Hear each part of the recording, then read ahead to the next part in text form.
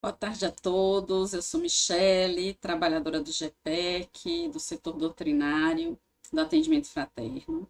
Estamos aqui hoje, mais uma tarde, para o nosso estudo do Evangelho segundo o Espiritismo, que se dá de forma sequenciada.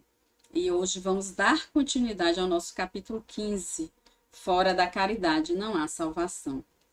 Mas antes de iniciarmos o estudo dessa tarde, vou convidar a todos para nós fazermos uma oração. Vamos fechar os olhos, quem assim o desejar, sintonizando com o Mestre Jesus e com os benfeitores espirituais que tão amorosamente conduzem os trabalhos dessa tarde no plano maior.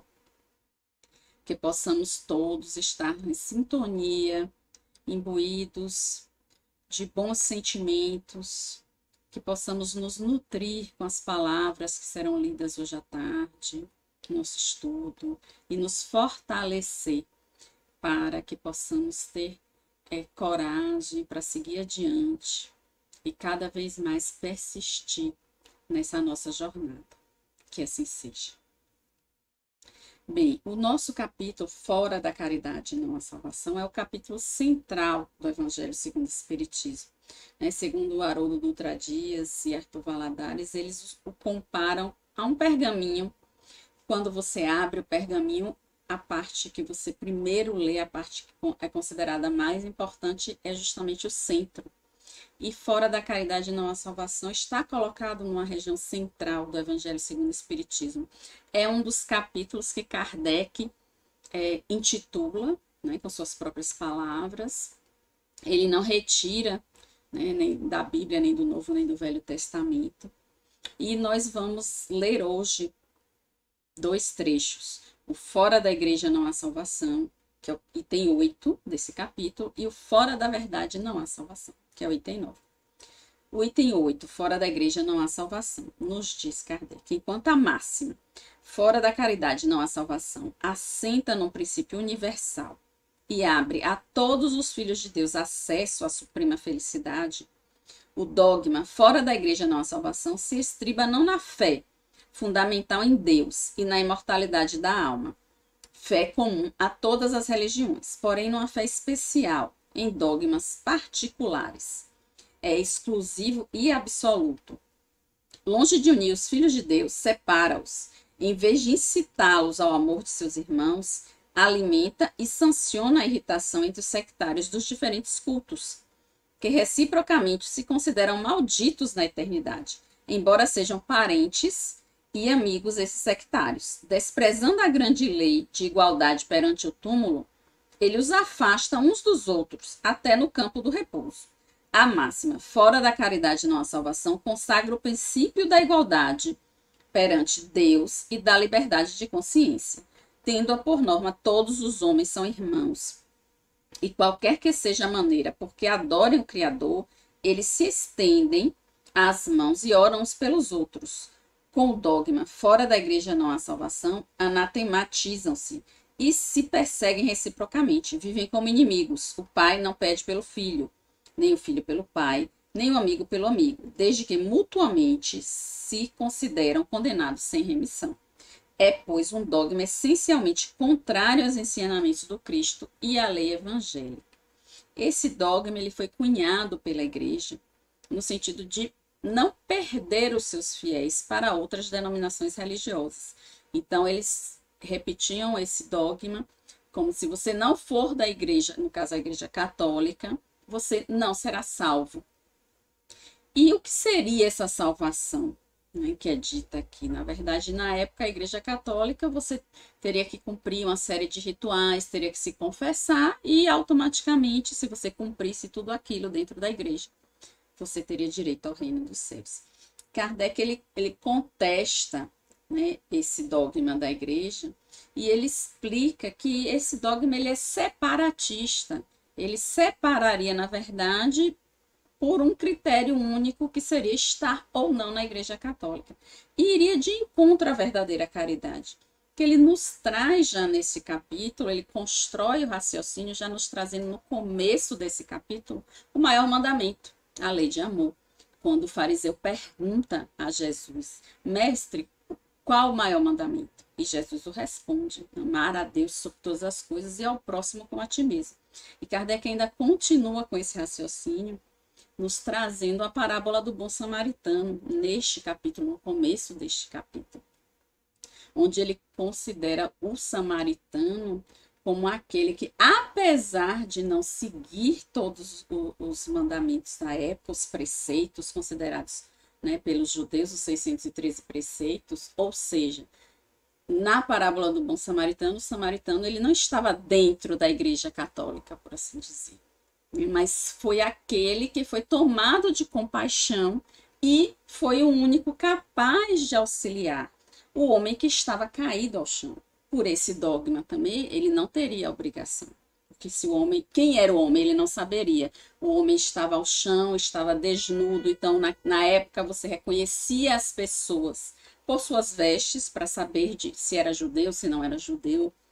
E você conhecia as pessoas também pelo dialeto que elas falavam. Então, se o homem estava semi-inconsciente e estava caído ao chão, ele não teria como saber quem era esse homem, porque ele não falava, ele estava desnudo, ferido, mas ele, o bom samaritano, ele foi tocado de compaixão, ele foi até o homem sem se preocupar de onde vinha esse homem. Então, Kardec constrói todo esse raciocínio, né, dando a importância da caridade, do amor ao próximo, de como nós podemos realmente nos salvar através do próximo. Porque só através do próximo, só com essa construção de amor ao próximo, é que nós podemos realmente nos aproximarmos de Deus. E isso vai totalmente contra o que a igreja nos diz, que fora da igreja não há salvação. Ou seja, se você não é da igreja, você não será salvo. Então, se você, aquele homem caído, por exemplo, não fosse da igreja, ele não mereceria os cuidados que o samaritano deu.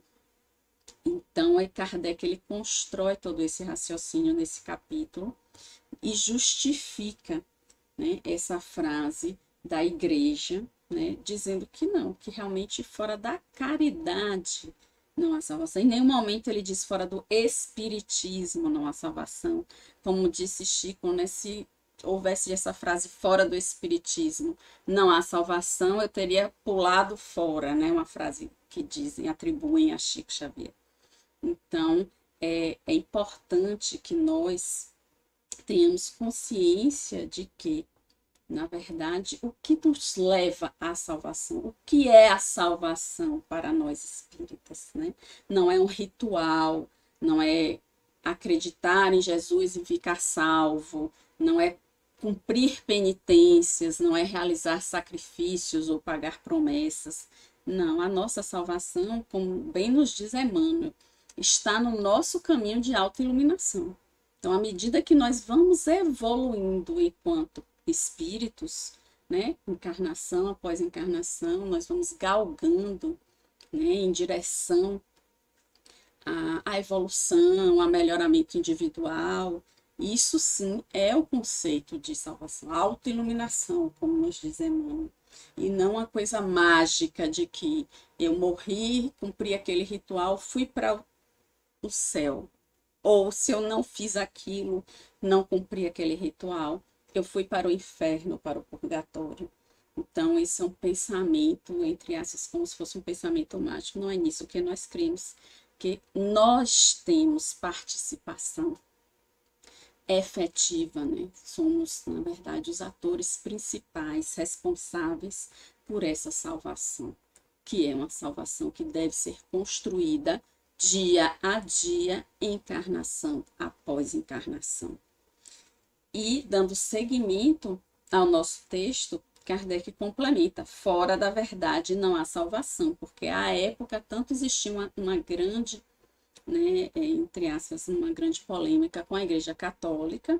Inclusive, ele coloca esse texto aqui, fora da Igreja não há salvação, ele tira da Revista Espírita, no qual ele reporta, ele fala esse texto em resposta a um bispo da Igreja Católica que escreve uma carta, né? Essa carta chega até ele e, entre outras coisas, essa carta diz isso. Então, em resposta a essa carta, é que Kardec traz esse trecho e ele traz também para dentro do Evangelho segundo o Espiritismo.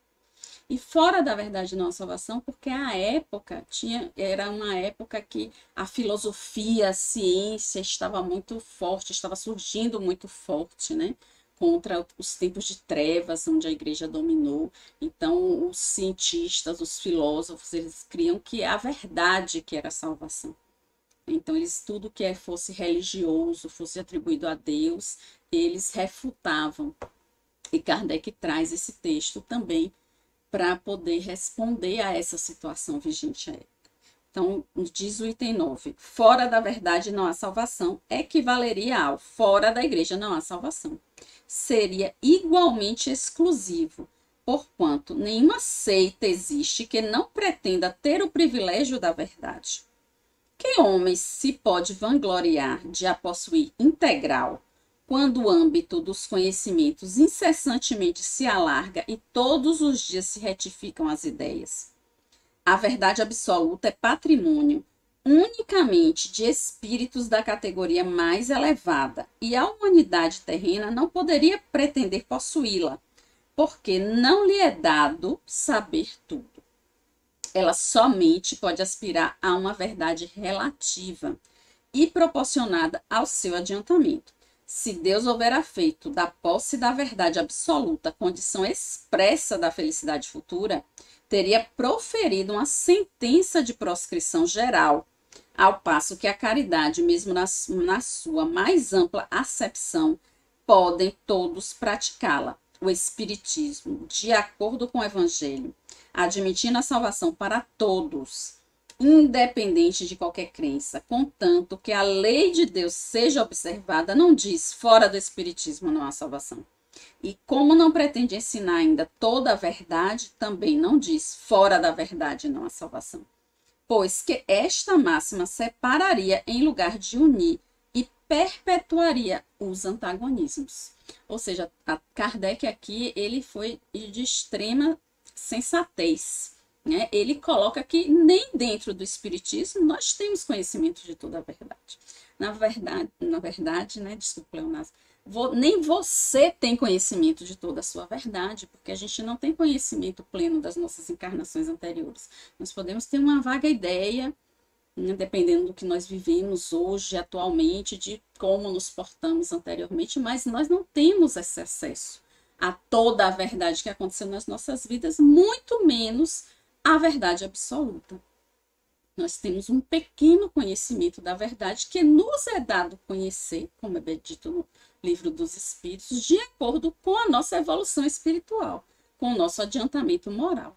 Então, não é muita presunção achar que eu conhecemos toda a verdade. Porque não nos falta, como diz, né, no Livro dos Espíritos, nos falta o sentido. Então, nós não temos, né, habilidades suficientes para conhecer toda a verdade. E Kardec muito sensatamente coloca aqui, no Espiritismo também não há o conhecimento de toda a verdade. Então, na filosofia não há o conhecimento de toda a verdade, na ciência não há o conhecimento de toda a verdade. Porque só para os espíritos puros, para Deus, é que eles terão esse conhecimento. E enfatiza, né? O Espiritismo, de acordo com o Evangelho, admitindo a salvação para todos, independente de qualquer crença, contanto que a lei de Deus seja observada. É o que ele traz no início desse capítulo, né? O maior mandamento, amar a Deus sobre todas as coisas e ao próximo como a ti mesmo. Então, observando esse mandamento, como ele nos traz no começo do capítulo, nós conseguiremos, através da salvação, que nós vamos construir dia a dia, paulatinamente, nós vamos nos aproximar de Deus. Não vai ser um determinado templo religioso ou uma ideologia, uma filosofia que vai fazer isso.